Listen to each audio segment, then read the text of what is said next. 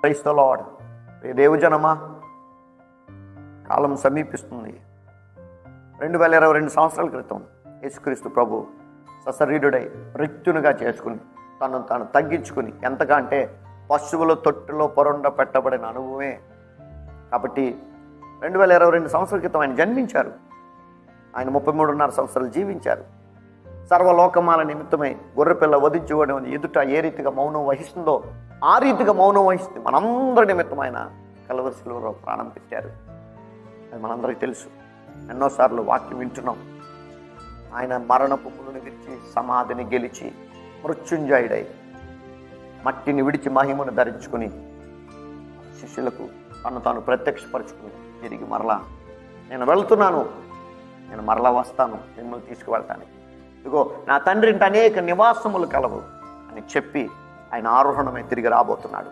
ఇప్పుడు నువ్వు చేయాల్సింది ఇంటి నిండా సున్నాలు పెయింట్లు వేసుకుని రంగులతో అలంకరించుకోవటం మాని, సెలబ్రేషన్ పేరిట, క్రిస్మస్ పేరిట ఇంటి నిండా పిండి వంటలు లేకపోతే నక్షత్రాలు పెట్టుకొని లైటింగ్స్ పెట్టుకొని, అలాగే సంఘాల్లో ఆడుతూ పాడుతూ క్రొత్త బట్టలు ధరించుకుని నాట్యమాడుతూ హ్యాపీ క్రిస్మస్ అని చెప్పుకునే కాలం కాదు నా ప్రియ సహోదర సహోదరి. గమనించండి, త్వరలో రాబోతున్నాడు మేఘారుడై, మునుపు దీనుడై ఆయన ఈ భూమి మీదకి దిగి వచ్చారు.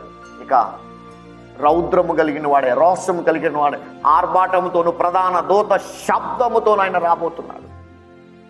గమనించి వాక్యం ఏం చెప్తుందో వాక్యానుసారమైన జీవితాన్ని జీవిస్తూ ఆయన రాకడకి సిద్ధపడాలని ప్రభు ఆశిస్తున్నారు. అయ్యో విడవబడితే శ్రమ, ఆ విడవబడిన గుంపులో మేము ఉండకూడదని భక్తిని, పరిశుద్ధత నుంచి అతి పరిశుద్ధమైన జీవితాన్ని జీవిస్తూ వాక్యం అనే ఉదక స్నానం చేత ఎల్ల వేళల పరిశుద్ధ పరచబడిన వారమై, చెక్కబడిన వారమై, నీతిమంతులుగాను యథార్థ హృదయములుగాను పరిశుద్ధులుగాను ఉండాలని దేవుడు ఆశిస్తున్నాడండి. ఆయన పుట్టినరోజు పేరట యేసుక్రీస్తు ప్రభువారు 25న పుట్టారని ఎక్కడ వ్రాయబడలేదు. యేసుక్రీస్తు పుట్టినరోజు జరుపుకోమని ఎక్కడ వ్రాయబడలేదు. దైవ పరిశుద్ధ గ్రంథములో 2 పుట్టినరోజులు మాత్రమే వారు జరుపుకున్నట్టుగా బైబిల్ వ్రాయించబడింది. పరిశుద్ధ ఆత్మదేవుడు వ్రాయించారు. పాత నిబంధనలో ఫరో, క్రొత్త నిబంధనలో హేరోదు, వీరు మాత్రమే వీరు పుట్టినరోజు సంబరాలు జరుపుకున్నట్టుగా వ్రాయబడింది. అయితే సంగమా మేలుకొని, సంగమా సిద్ధపడదాం. మనం జరపాల్సింది మందిరాలు అలంకరించుకుని క్రొత్త పట్టులు ధరించుకుని ఆట పాటలతో డాన్సులతో సంబరాలు చేసుకునే కాలం కాదు.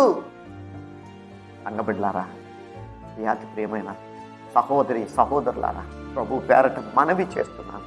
ఆయన త్వరలో రాబోతున్నాడు.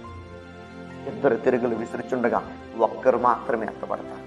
ఆ ఒక్కరిలో నేనుండాలి, నా తల్లి ఉండాలి, నా అన్నయ్య ఉండాలి, నా కుటుంబం ఉండాలని దేవుని సన్నిధిలో శరీరానుసారమైనటువంటి క్రియలను విడిచి దైవ భయము కలిగిన వారమై పరిశుద్ధతను, రక్షణను భయముతో వణుకుతో కాపాడుకొనుచు ఆ ఎత్తబడే గుంపులో నేనుండాలని ప్రార్థన పూర్వకంగా సిద్ధపడాలని కోరుతున్నాను.